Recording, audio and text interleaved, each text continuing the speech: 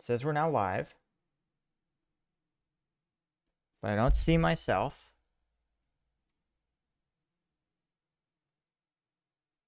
Okay. All right, there we go.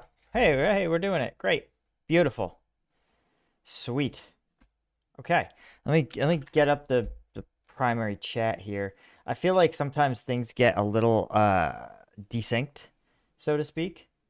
Because I'm trying to stream on multiple platforms, and it can be a little funky and sometimes can be a little delayed.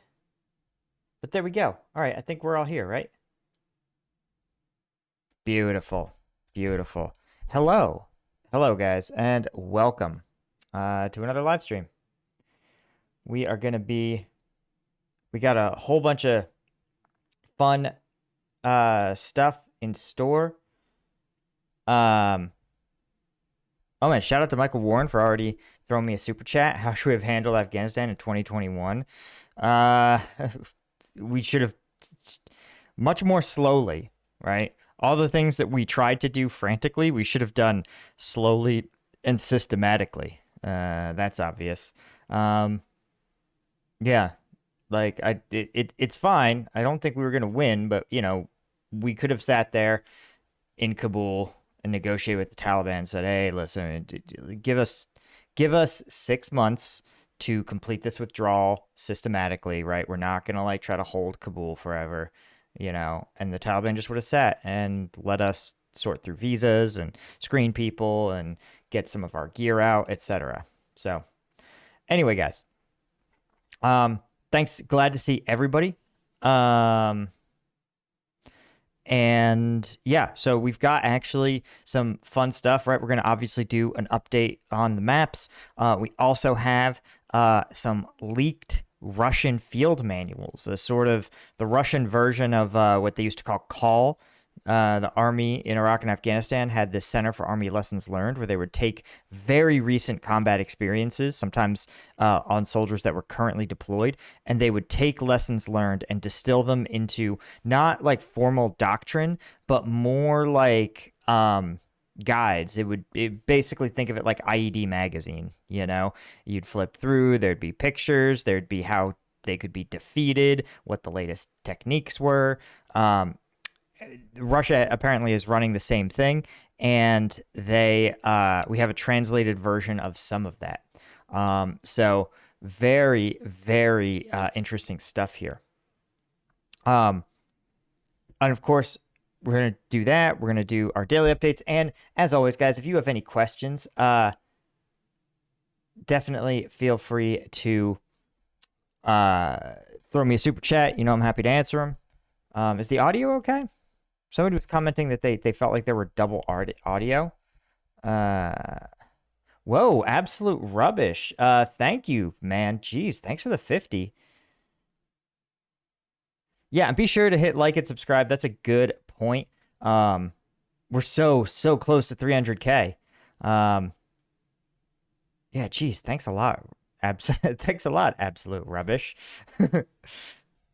Okay, cool. All right, well, let's we're gonna crack into it as soon as I hydrate a little more. Yeah, sorry.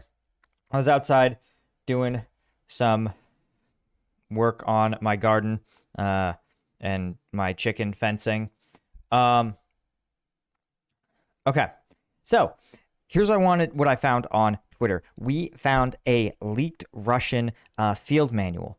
Specifically, it looks like it distills some lessons learned by the Russian forces about the Ukrainian tactics, particularly in June and July of 2023 in Zaporizhzhia. So let's take a look at how Russia's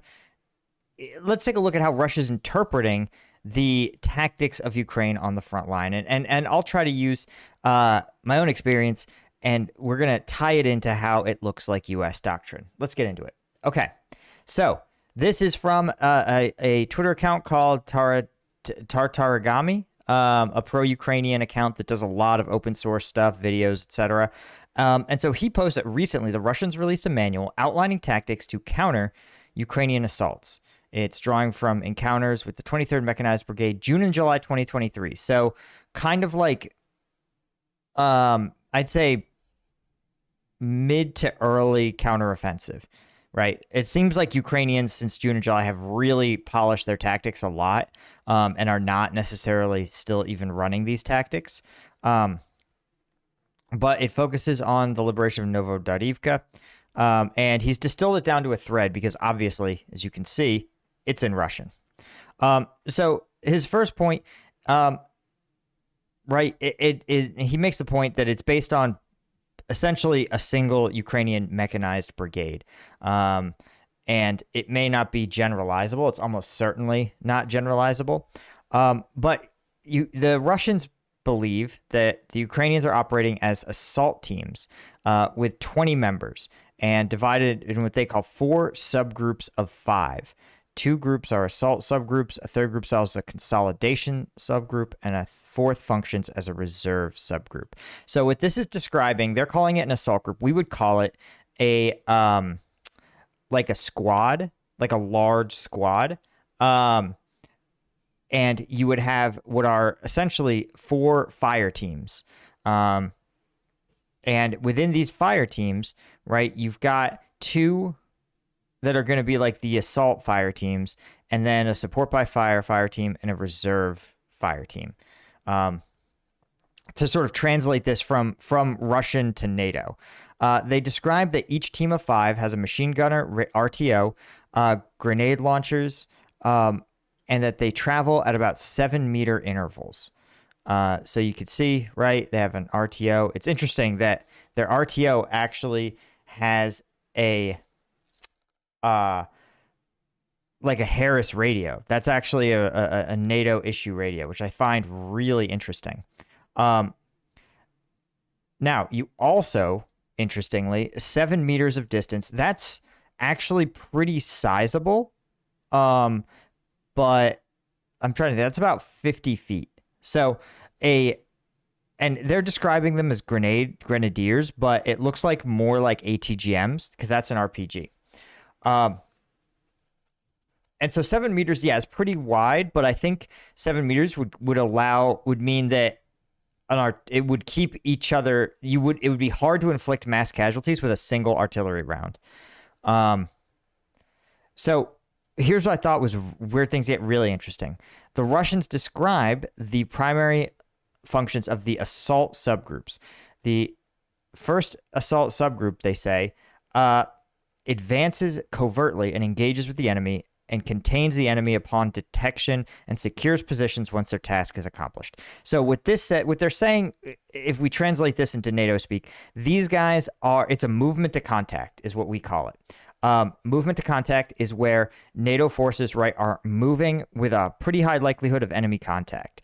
And they're moving along until they reach an enemy position, and then they engage them with direct and indirect fires, right? So what they do is they fix the enemy. They become the base of fire or the support by fire position. So they engage these Russian positions. And then the second assault group maintains, it says visual distance, right? They're going to keep eyes on the first group and reports passage of the first group to the others, right? So they kind of relay some messages. After the first fire team initiates a firefight, this group performs what they call a they had some interesting phrasing here. Performs flank maneuver or rear approach, right? So they are going to try to flank the enemy positions. And this is classic. We actually call it Battle Drill 1 Alpha. And it's interesting to me because even this diagram is classic Battle Drill 1 Alpha.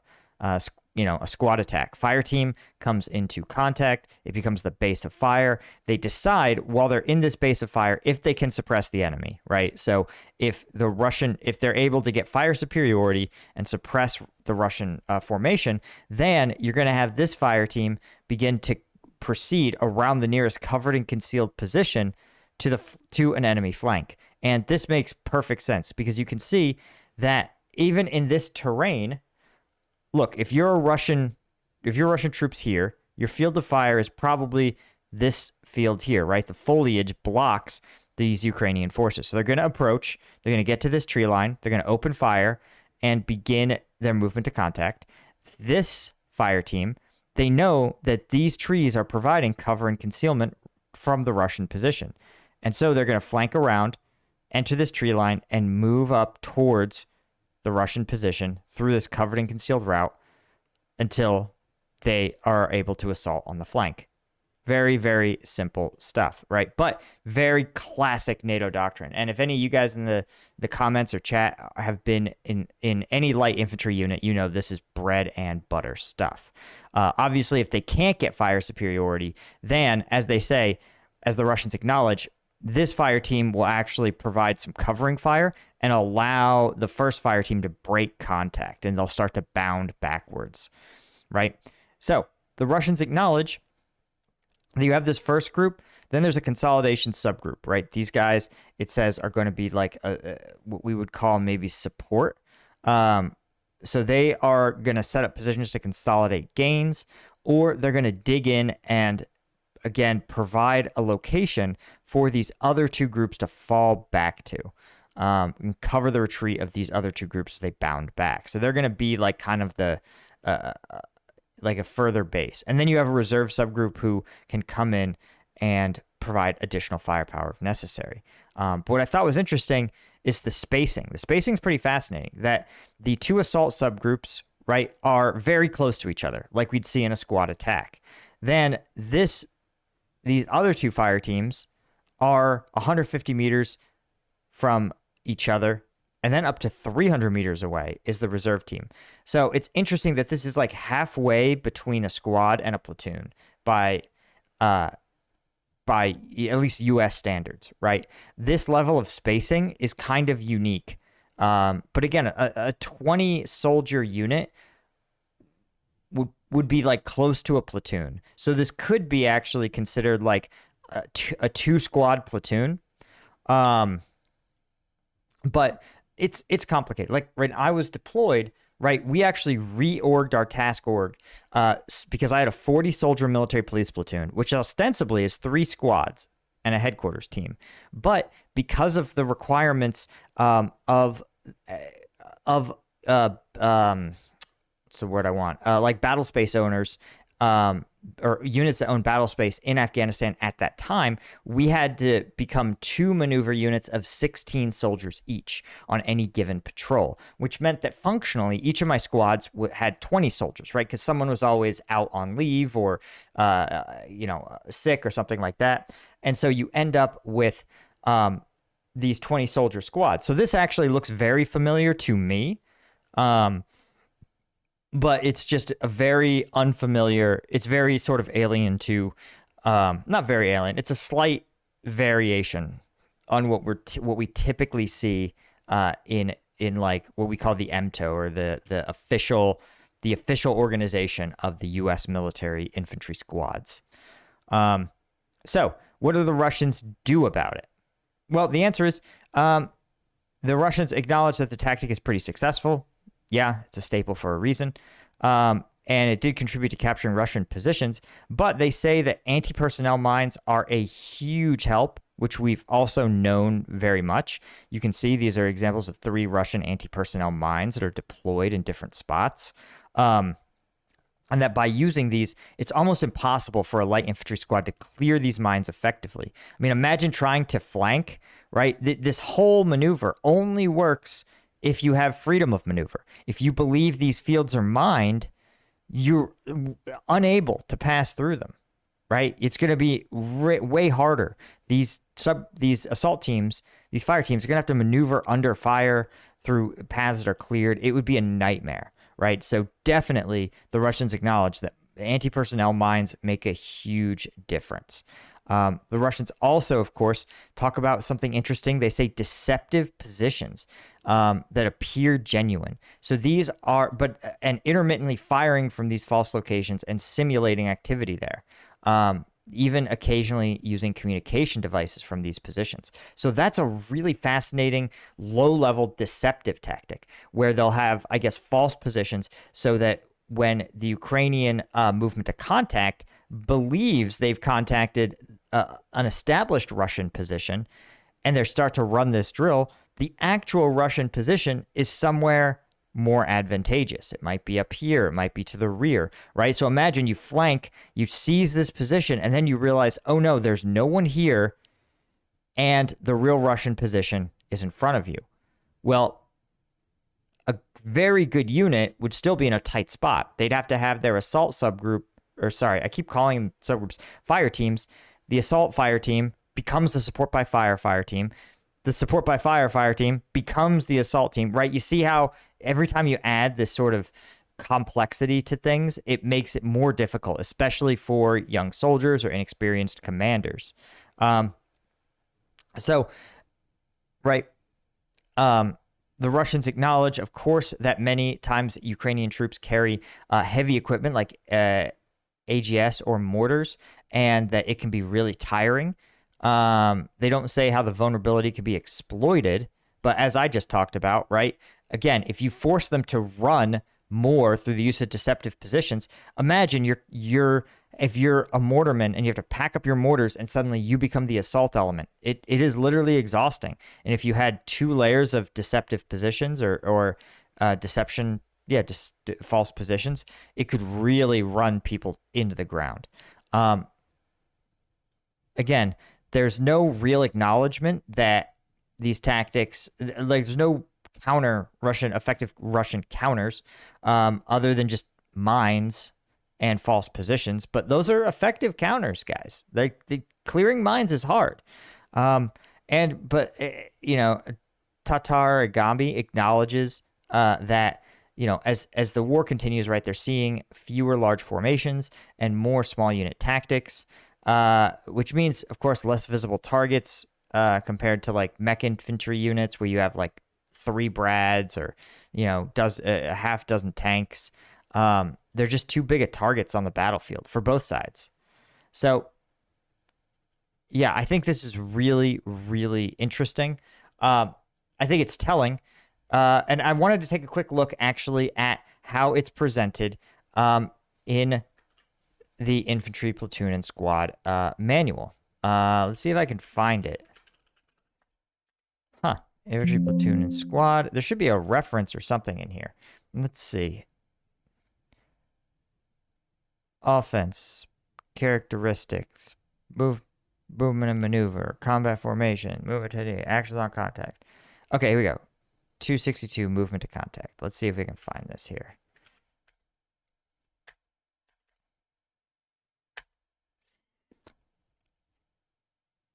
Okay, perfect. Here is forms of maneuver.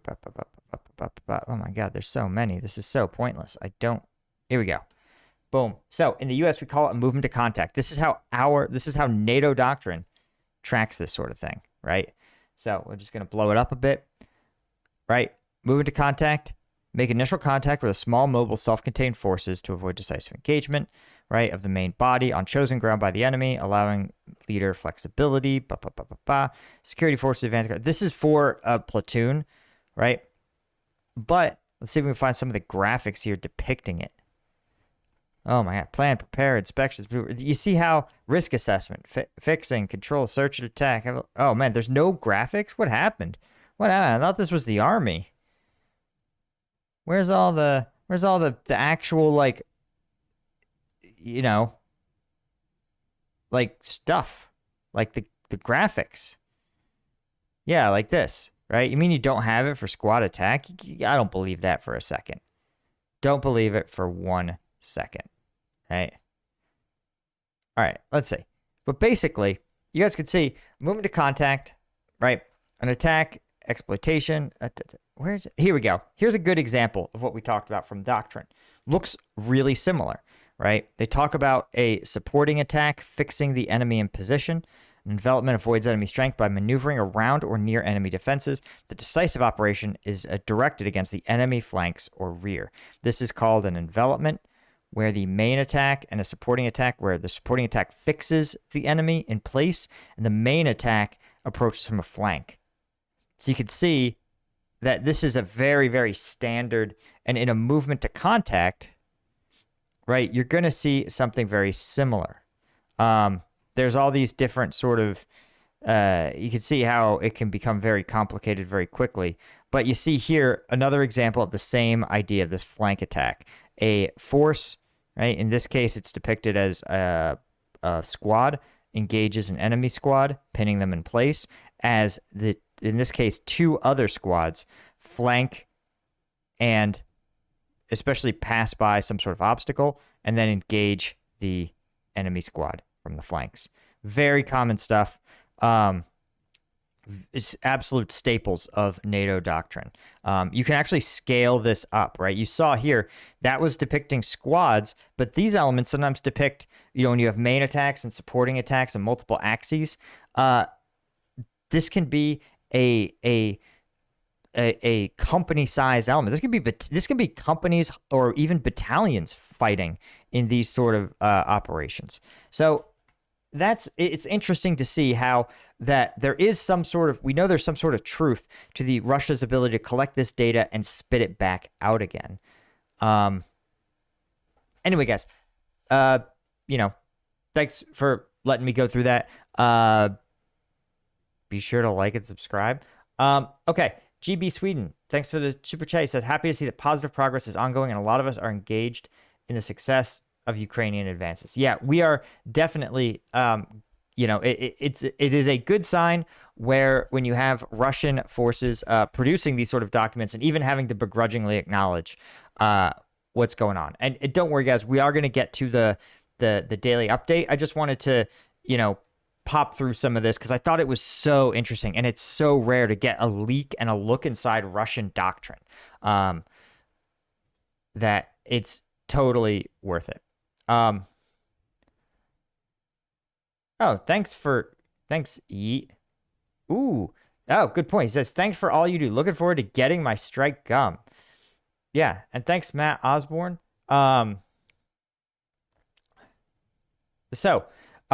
That's a good point, actually. I did want to talk. If you guys have been on any of the daily updates, you know that something I've been working on for almost a year has finally dropped.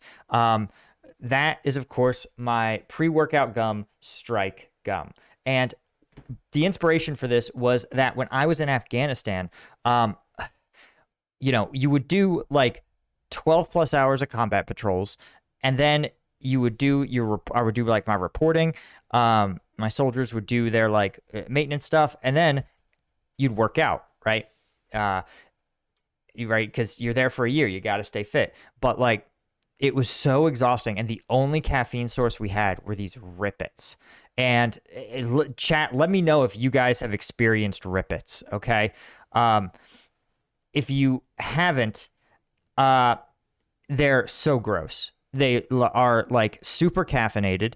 They tasted chemically, but the worst part was that they were cans of soda, and I would stuff them in my cargo pockets if I knew I was gonna have a long patrol. Like, I'd be walking around with these aluminum cans clinking together, and then I had to go work out, and I'm like, all right, well, I need another boost of energy. So before I work out, I'm like drinking this carbonated stuff. It's so gross. So I worked with a manufacturer right here in the USA. They're in Denver, to take an entire scoop of basically a stripped down pre-workout, and I put it in a single piece of gum, right? So we got 90 milligrams of caffeine in here, plus 100 milligrams of alpha GPC. And if some of you guys I know have ordered it already, if you tried it, you know what I'm talking about. It is absolutely energizing.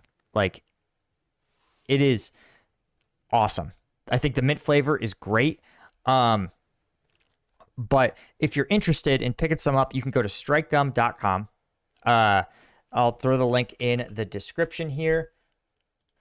Because also, if you've been on the any of the videos, you know that 50% of the profits from this first production run, I'm going to be donating to charities that support displaced Ukrainian civilians and injured Ukrainian civilians. So,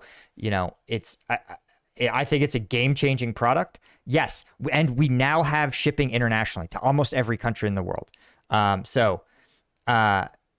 We're looking. We finally are in the EU. We can ship to the UK, Canada, and of course the US. Mark of Reality, thank you. I am actually this week going to make some videos on the Niger-ECOWAS war that's been heating up. for sure. So also, if you're interested, StrikeGum also has an affiliate program. If you're someone who's like always wanted to maybe do like affiliate marketing, or you're like a content creator, or you want to be a content creator, we make it easy for people who've never done any like affiliate stuff before. We have a Discord where people can share information. We have a whole library of assets. Doesn't cost you anything. And you can sign up through the program here, and you'll get a 10% of everyone who makes a sale through your link. And I also did want to acknowledge, because a lot of you, there's actually a lot of my audience, I've been surprised. If any of you guys are business owners and have convenience stores or gyms, and you want to sell StrikeGum at your location, you can also just go to the contact page and reach out, and we can talk about some sort of like business. We do have a like business discount for bulk orders. So yeah, thanks again, and you guys can check it out at strikegum.com. So to answer some of your questions, is it Adderall? It is not. No, we don't have strawberry. It's only in mint. I sampled a whole bunch of different flavors, and we found that to get to like have the right dose of caffeine and alpha GPC, and still have it taste good, you had to do mint. The berry just tasted weird.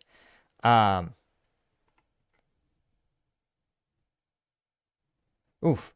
Okay, Mesty, thanks for the $4.99. He says, how does a soldier deal with things mentally, knowing they're going to fight in a war and might die, despite knowing they're doing what is needed? You would be surprised.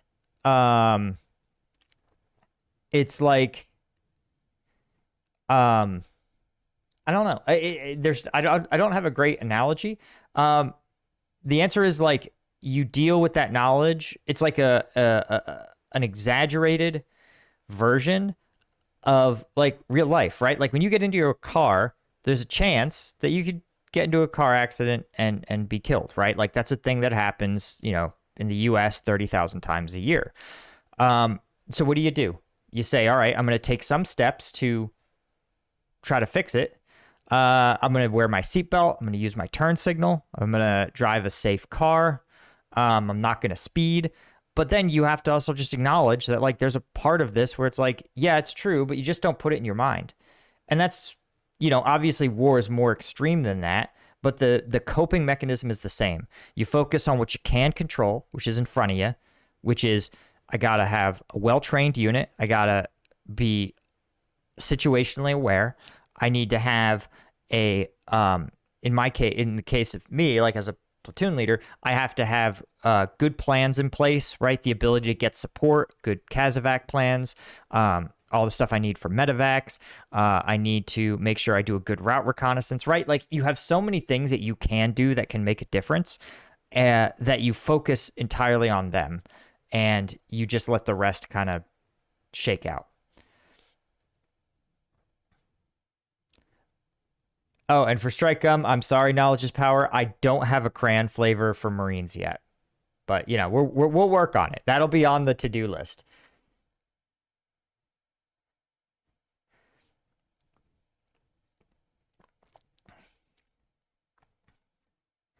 But yeah, definitely, guys.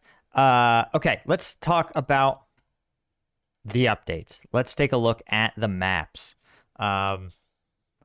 Right, let me pull them up here. And the other assorted news. Okay, so. Oh, good. It's updated. All right. So let's see. This is as of September 1st. Updated frontline near Novo Prokopivka. Whoa. All right. That is actually seems like a fairly large change. Yeah, and it is. The Ukrainian forces liberating what looks like almost, what's that, 1.5 kilometers of territory? Let's see. I think we're to here. So yeah, 1.5 kilometers of territory. Man, I'm getting good at this, right? So what's interesting is that, again, you can see um, more of this like first line, which some reporting says is actually just a line of tank obstacles and not actually Russian fighting positions. You could see Ukrainian forces expanding into it, increasing the pressure across this line. And a lot of this area is contested, right? But there's only a relatively small area here near Verbove that has Ukrainian forces even reported to be operating within it. That said, I think there's some reason for optimism with this like level of territory liberated, because if Ukrainians have full control over here, that means they can start to bring in things potentially like maybe some mortars. They can establish even like tanks, or even potentially move artillery forward in order to increase, or like tanks and armored vehicles, so that they can really put more pressure along the Russians here. But the key aspect, the key part of this battle is still happening right in Verbove. And it really depends on Ukrainian forces being able to break into, it seems like, this second line of defense here. If they can get into this, they can really start to roll Russian forces up. But it's I think it's cautiously reasons for optimism that they are continuing to expand here, because like, just see, if you were Russian troops along this line, you can see how they've really increased the amount of pressure on the line. And you can see this second line is nearly breached. So in some ways, you may actually start to see Russian forces all along this line start to be cut off, right? They can withdraw out through their fighting position, but they're going to struggle to reinforce each other. So I think the pressure remains high. The problem, of course, is that Russian troops aren't sitting on their laurels. They're obviously engaged in fighting, but they're likely also digging in.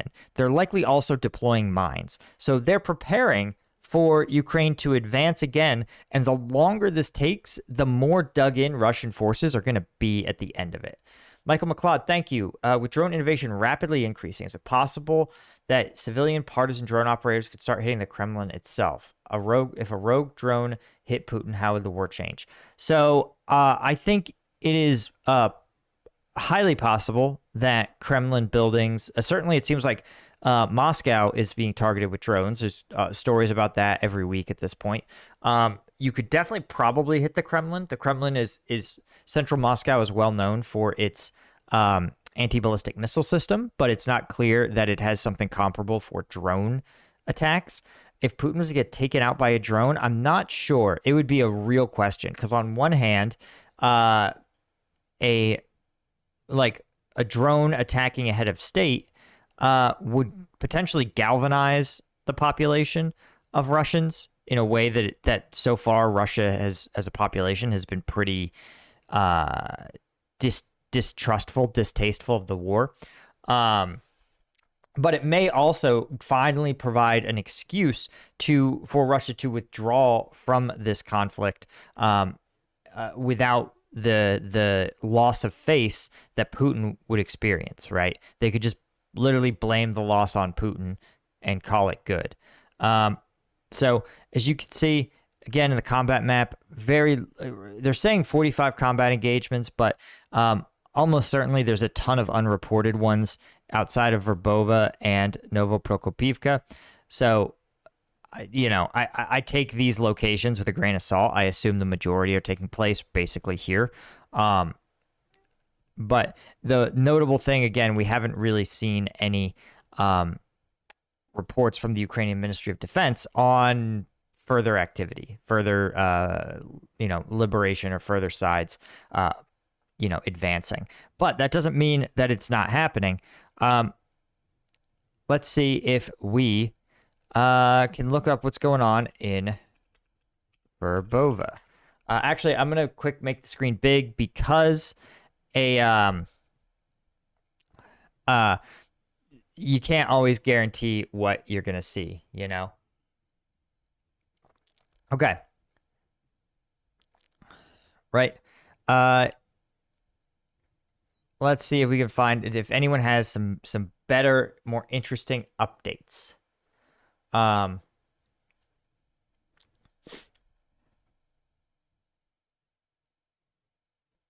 Yeah. So looking through the latest updates again, I'm trying to see for some sort of map. Russia claims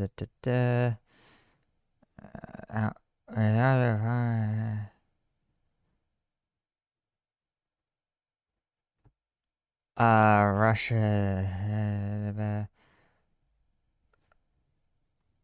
Yeah, I'm only seeing like weird dumb analysis. Uh, right. Here's a pro-Russian mill blogger.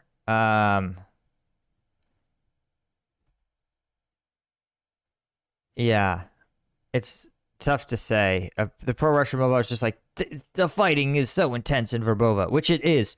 Like, by all accounts, the fighting is absolutely wild. Okay, so I'm looking at some of this, but I can't really. I don't really see I don't really see like real updates about the status. I just see some GoPro footage. Uh, yeah, yeah. There's not. So it sounds like there's not really any updates that are significant.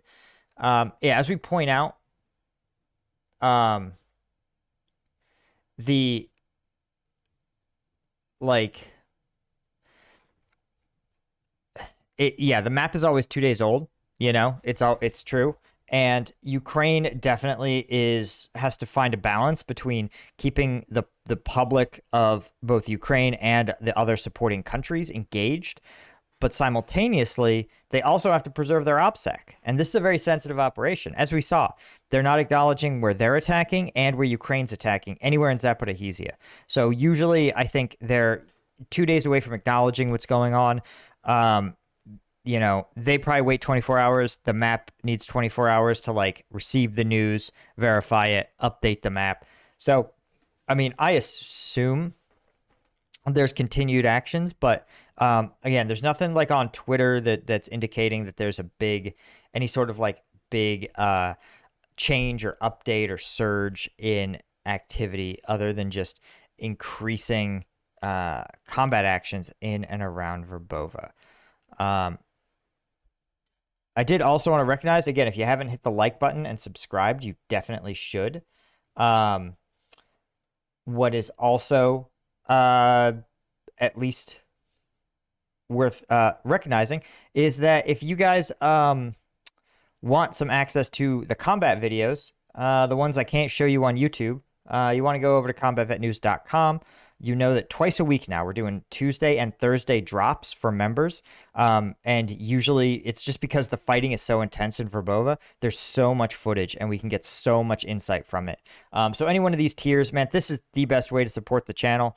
Any one of these tiers will get you access to the members only content, a room on the Discord. I can't even show you the thumbnails of the members only content. That's how intense it has gotten. But I appreciate all you guys that are members. I definitely appreciate all our Colonel tier members, all of our Lieutenant tier members, right? We're not done. I'm just doing the shout outs now.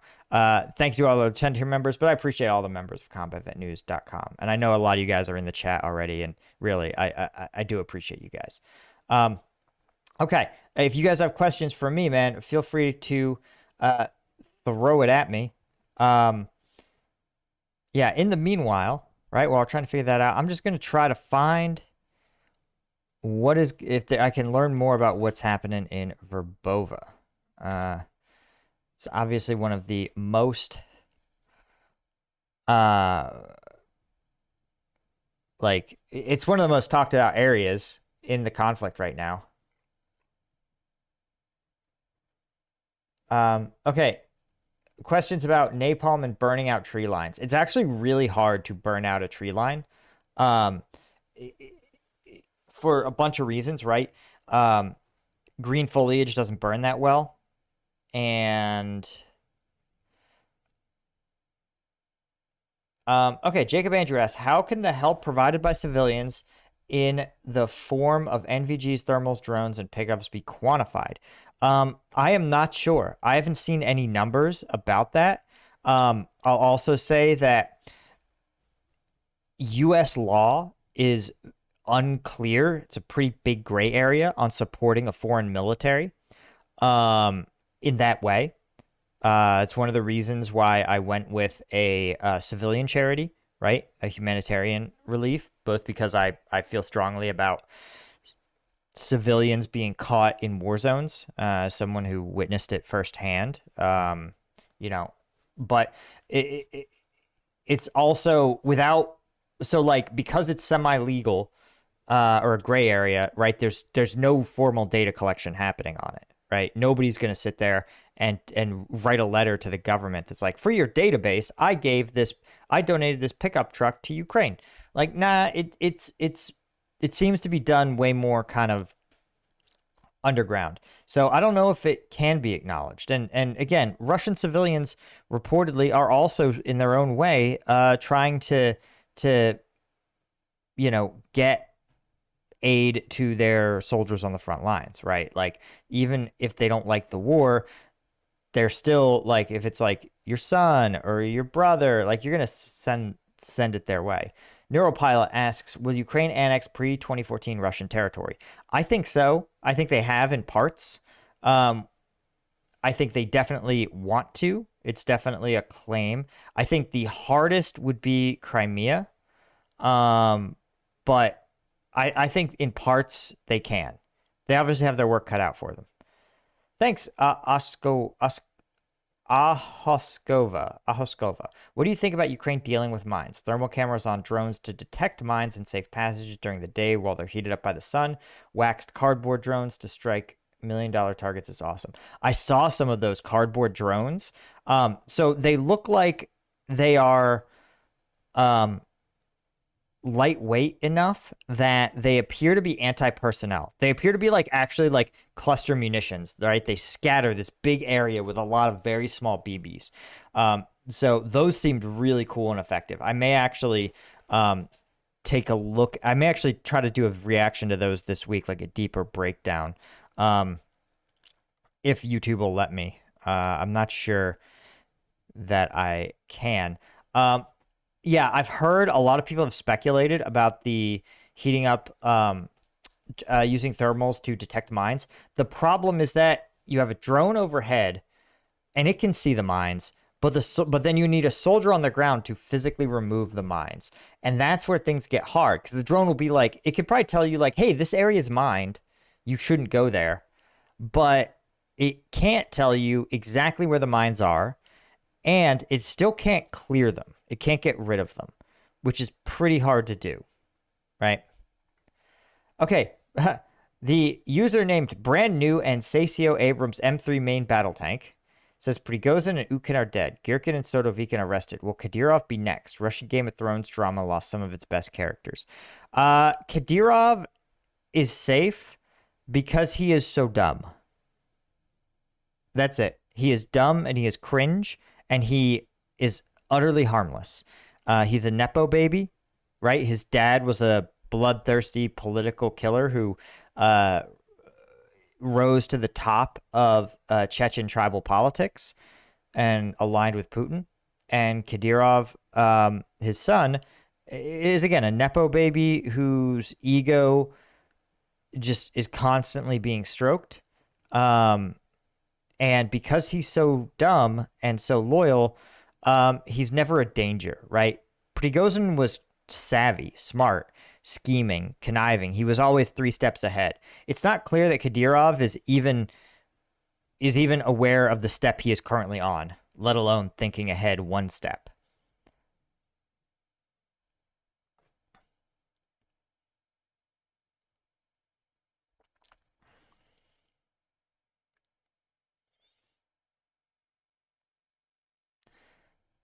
Yeah.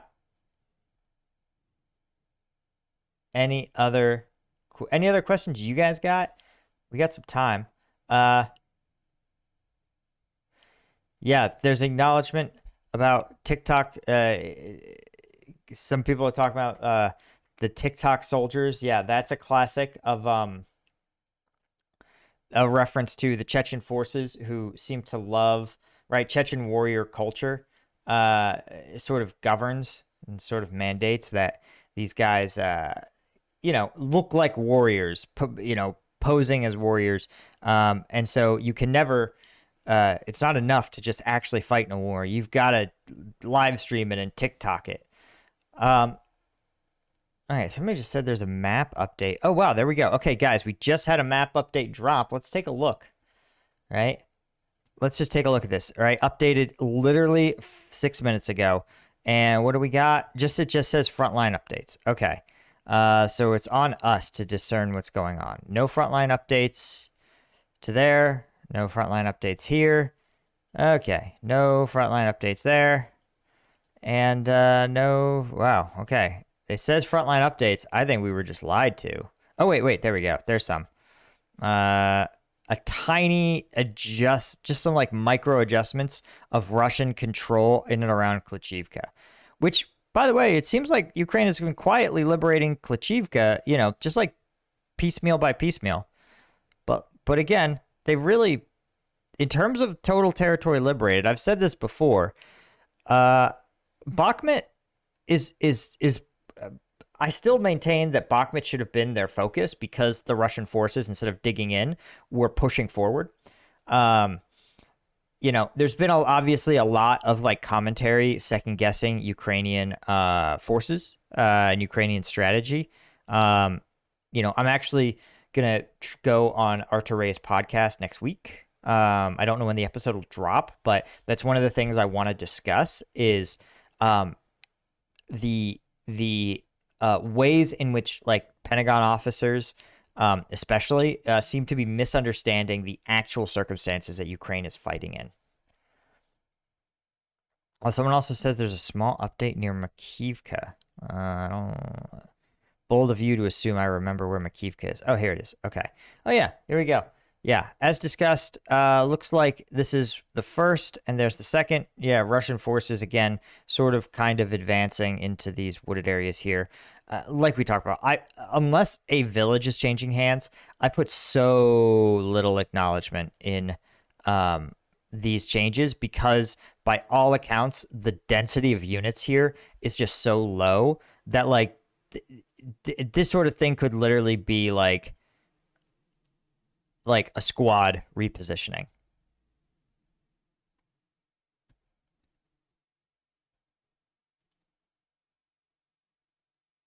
So again, it's not really, the whole northern front seems very, very sparse, very light.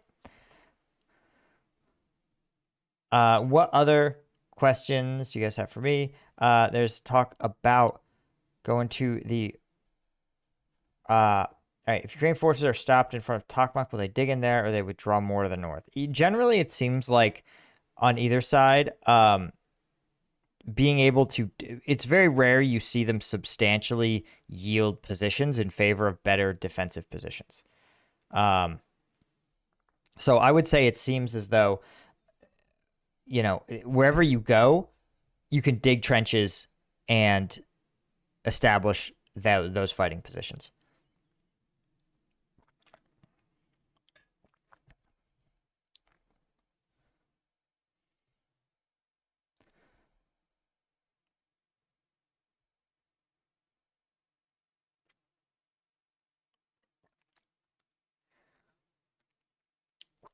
Oh yeah, thoughts on Gabon? Yeah, I'm definitely gonna do an update on the whole African situation, the Gabon coup, the Niger versus ECOWAS war. That needs to be its own video this week.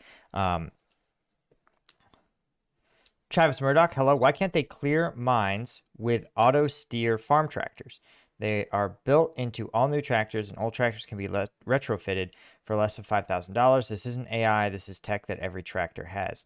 That's really interesting. So the reason is just cost effectiveness, right? Because you have to think that clear a mine, right, an anti-tank mine in this case, with a tractor, an anti-tank mine costs, let's say, maybe $100 to produce. And you would need to, one tractor can clear one mine. So you see how if you have, if Russia has deployed, the estimates are around 2 million-ish mines in this conflict. So you can see how very quickly tractors as mine clearers become problems, right? And on top of that, remember, these minefields aren't randomly situated. They are in front of Russian positions. So imagine you're going to have a tractor automatically drive, let's say, down this path here, but it's going to be literally into a Russian position right here. So the Russians are going to destroy that tractor with artillery long before it gets all the way down. I think broadly you're talking about something correct, but you have to reduce the cost of clearing one mine. You have to drop the cost of clearing a mine to be so low it is comparable to deploying it. And we've seen videos of Russian troops deploying a mine. You literally just take it out of a crate, you arm it by like twisting something, like you're winding up a toy, and you throw it, and that's it. Mine deployed. So it costs, less than $100 per unit, and it costs a few seconds to deploy. And it's really hard to come up with a way to clear these mines that offsets it, right?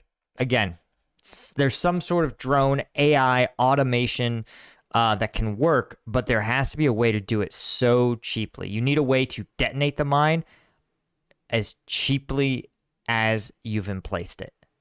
And I don't know exactly what that looks like.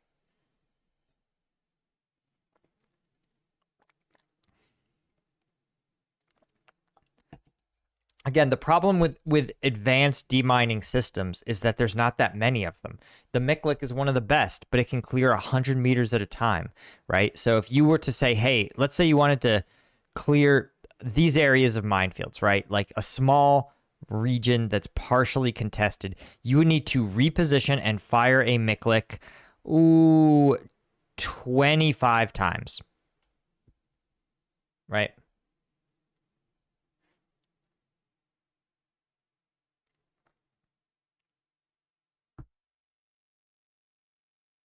There's talk about mine rollers and flails. Yes, but again, you've got the problem of it being in a combat zone, and mine rollers still get destroyed when they hit mines. And so then they have to go back. Right. A drone with a laser, some sort of... My theory is that it'll be like a drone that is so cheap, it's like a hand grenade with like a processor on it, like a rolling drone of some kind. That there's a smart drone that searches for mines, its AI can detect them, and then it just directs like a little extremely cheap rolling drone to just drive over it, just roll over it and set it off. Something like that. Mesty asks, is Russia hoping for election changes in the West, more pro-Russian politicians in power, etc.? Will this happen in your opinion? This is a good question. I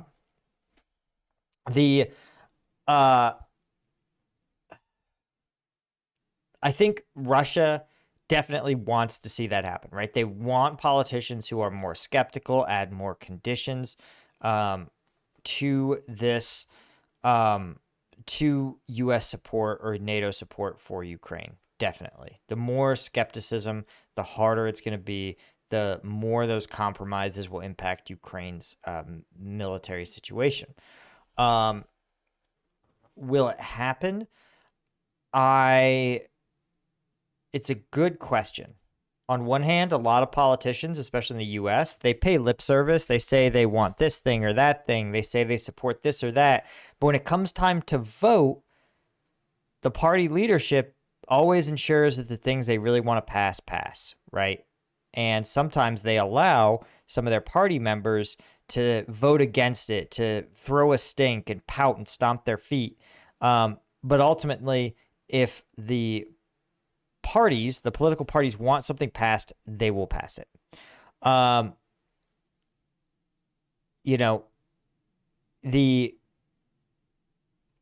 So I think the U.S. defense industrial complex, like they're big, they're publicly traded companies, they have powerful lobbying. They will ensure that there's continued spending.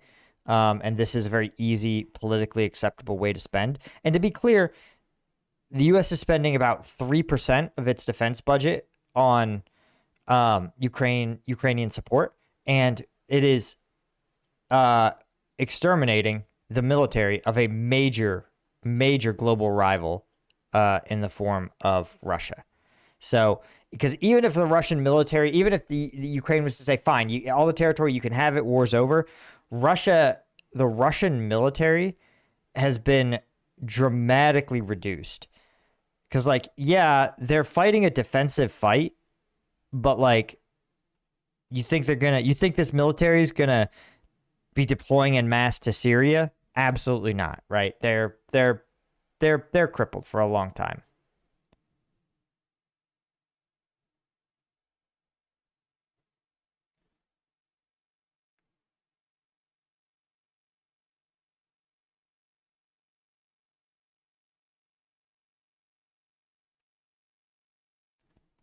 Yeah. Any other questions that you guys have from me?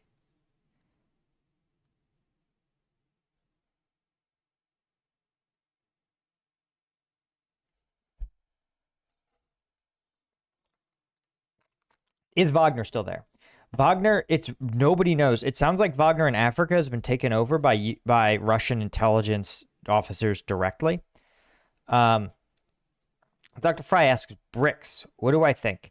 I think there's a lot of hand-wringing about the BRICS as their own kind of independent bloc. For those of you that don't know, it stands for Brazil, Russia, India, China. I think that's it. Brazil, Russia, India, China. They represent what were considered for a time to be some of the largest growing, like, middle-income economies. Now, I think it's sort of silly because China is a U.S. rival-sized economy, so it's unfair to call it developing. Russia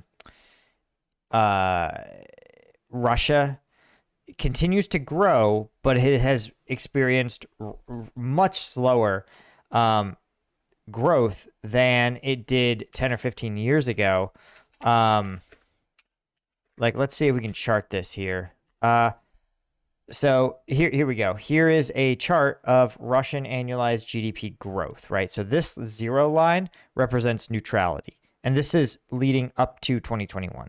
I think the last year it's tanked pretty bad, but you could see that in the 90s, right, the wall fell. Russian GDP was continually plummeting, and then finally it had this surge of growth in the early 2000s. And that's when people started to say, oh, it's a brick. It's 8% growth a year. It's going to be a major world economy in no time. And then in 2009, it got crushed. They kind of sort of came back, but their growth rate looked like small, 4%. That's like a... And then look, by 2012, it was down to 1.8%, 0.7%. That's almost a recession. A 2% loss in 2015. Kind of came back with really anemic growth. So for a decade, Russia's growth has been pretty paltry, right? And now with sanctions crippling it further, they're not really BRICS-like,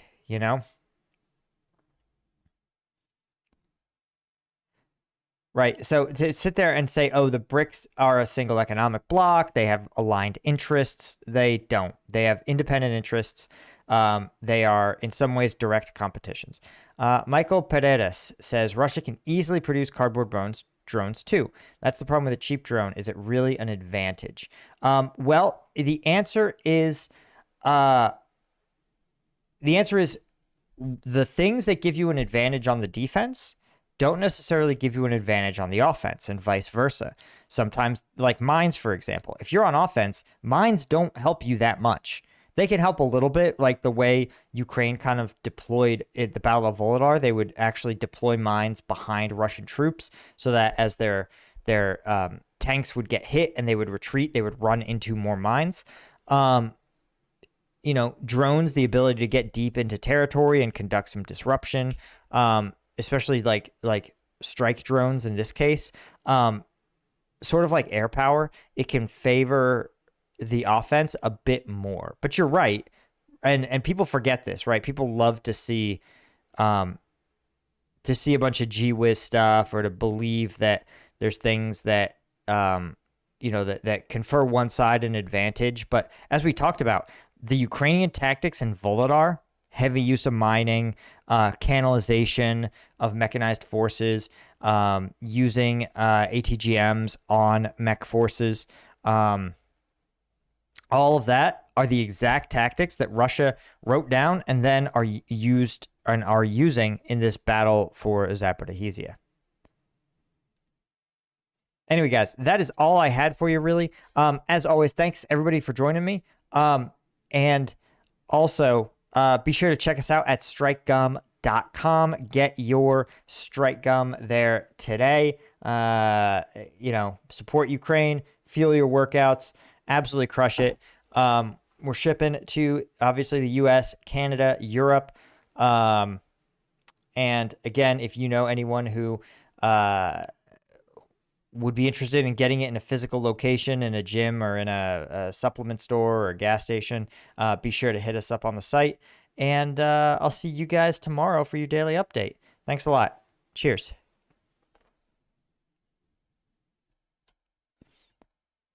Oh yeah, let's make sure we drop the link to Strike Gum in the chat. Then we'll get out of here.